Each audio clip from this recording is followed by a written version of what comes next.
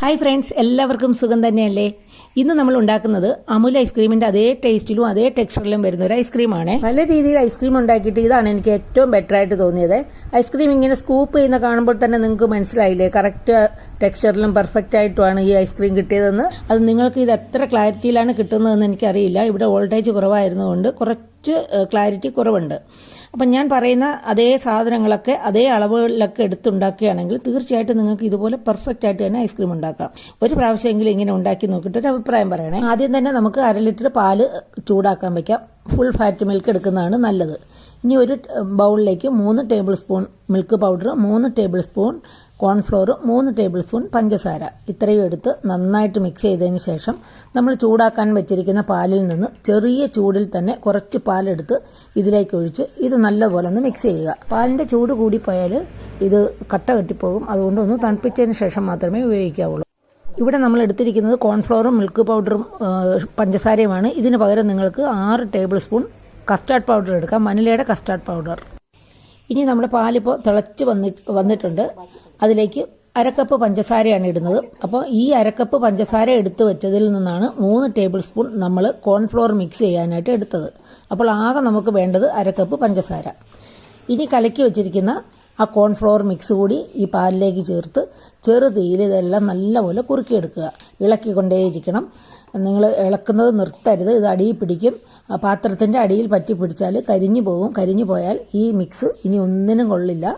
അത് സൂക്ഷിച്ച് വേണം നിങ്ങൾ ഇതിൻ്റെ ഫ്ലെയിം ഇടാൻ. അതുകൊണ്ട് ഇതേ പരുവത്തിൽ നിങ്ങളതൊന്ന് കുറുക്കിയെടുക്കുക.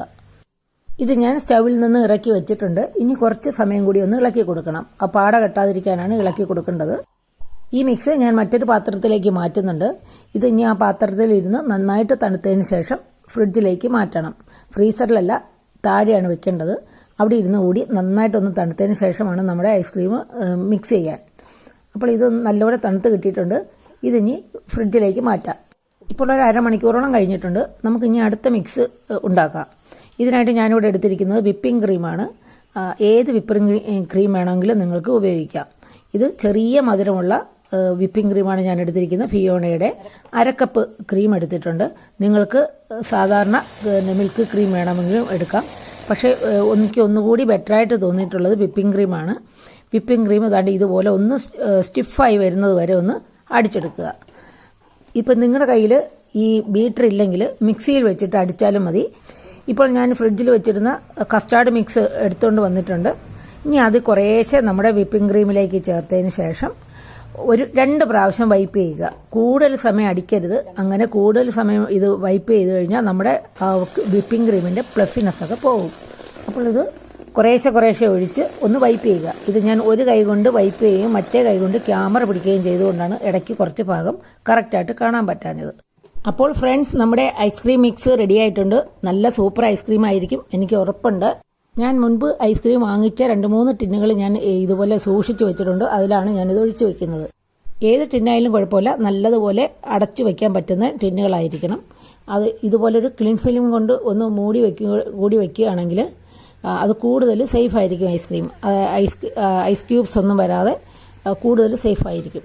ഈ ഐസ്ക്രീം ഫ്രിഡ്ജിൽ വെച്ചിട്ട് നല്ലപോലെ സെറ്റായി കഴിഞ്ഞാൽ അവിടെ എത്ര ദിവസം വേണമെങ്കിലും നമുക്ക് സൂക്ഷിക്കാൻ പറ്റും. നമുക്ക് എപ്പോഴാണോ ഐസ്ക്രീം വേണ്ടത് അതിൻ്റെ ഒരു അരമണിക്കൂർ മുമ്പ് അത് ഫ്രീസറിൽ നിന്ന് എടുത്ത് ഫ്രിഡ്ജിൻ്റെ താഴത്തെ ഡോറിൻ്റെ അകത്ത് വെക്കുക. അങ്ങനെ വെച്ചെങ്കിൽ മാത്രമേ ഇതുപോലെ സോഫ്റ്റായിട്ട് നമുക്ക് സ്കൂപ്പ് ചെയ്യാൻ പറ്റുള്ളൂ. ഇല്ലെങ്കിൽ അത് നല്ല കട്ടിയായിട്ടിരിക്കും. ഇപ്പം നമ്മുടെ ഐസ്ക്രീം എത്ര പെർഫെക്റ്റ് ആയിട്ടാണ് കിട്ടിയതെന്ന് മനസ്സിലായില്ലേ? നോക്കൂ, എത്ര സോഫ്റ്റാണ് ഈ ഐസ്ക്രീം. കറക്റ്റ് ടെക്സ്ചറിൽ നമുക്ക് കിട്ടിയിട്ടുണ്ട്. തീർച്ചയായിട്ടും നിങ്ങൾ ഇതുപോലെ ഒന്ന് ഉണ്ടാക്കി നോക്കണം. ഇതുപോലെ കുറച്ച് ചോക്ലേറ്റ് ചിപ്സോ അല്ലെങ്കിൽ കുറച്ച് നട്ട്സോ ഒക്കെ ഇട്ടൊന്ന് ഡെക്കറേറ്റ് ചെയ്തിട്ട് കൂടി എടുക്കുക. ഈ ഐസ്ക്രീം ഉണ്ടാക്കി നോക്കിയിട്ട് നിങ്ങൾക്ക് ഇഷ്ടപ്പെട്ടെങ്കിൽ നിങ്ങളുടെ ഫ്രണ്ട്സിന് കൂടി ഈ റെസിപ്പി ഒന്ന് ഷെയർ ചെയ്യണം, എന്നെ ഒന്ന് സപ്പോർട്ട് ചെയ്യണം. യാതൊരു കെമിക്കൽസും ഒന്നും ചേർക്കാതെ തന്നെ നല്ല സൂപ്പറായിട്ട് വീട്ടിൽ തന്നെ നല്ലൊരു ഐസ്ക്രീം ഉണ്ടാക്കി എടുത്തിട്ടുണ്ട്. ഈ റെസിപ്പി നിങ്ങൾക്ക് എല്ലാവർക്കും ഇഷ്ടപ്പെട്ടെന്ന് കരുതുന്നു. മറ്റൊരു റെസിപ്പിയുമായി വരുന്നവരെ stay healthy and happy. Thank you.